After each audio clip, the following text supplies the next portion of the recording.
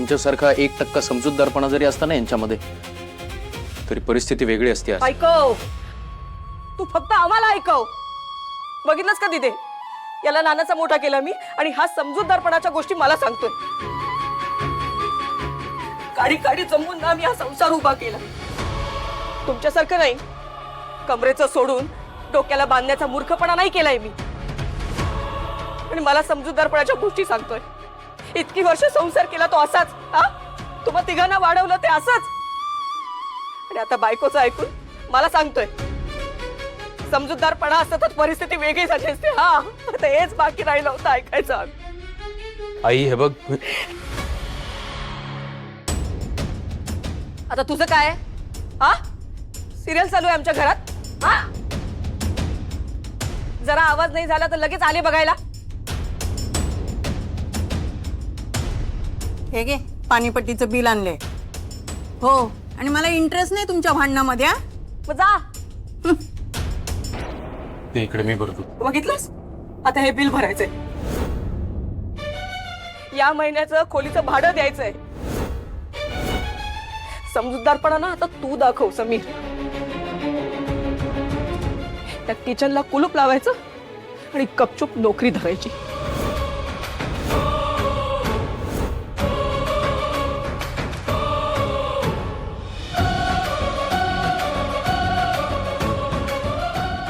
जागे जेव ना.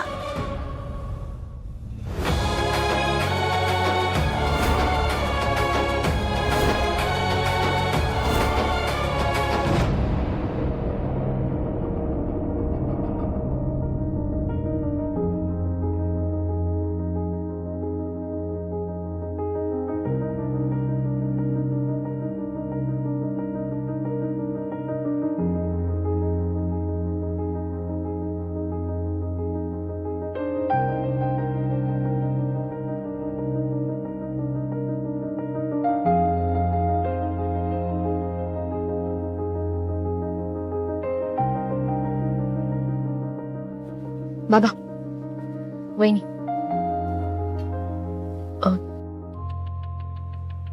झाली भेट देसाई सरांची?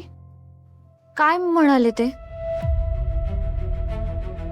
त्यांचं म्हणणं आहे, जोपर्यंत नचिकेतने दिलेल्या पेपरवरची सही खोटी आहे हे कोर्टात सिद्ध होत नाही तोपर्यंत आम्ही काहीही करू शकत नाही आणि नचिकेतला कुठली ऍक्शन घेण्यापासून थांबूही शकत नाही.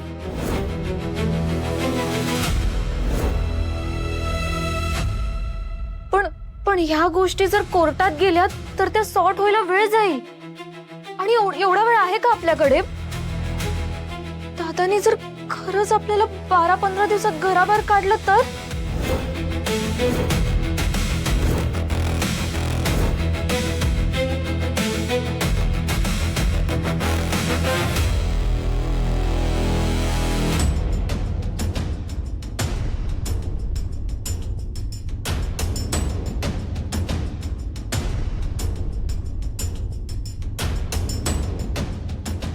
घरात असं काय चांगलं घडलंय ग म्हणून तू खोबऱ्याच्या वड्या करतेस?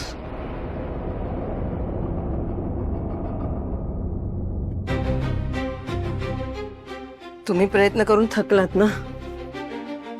वकील मिळत नाहीये, देसाईंनी हात वरती केलेत. मग एक आई म्हणून मला सुद्धा प्रयत्न करून बघू दे ना.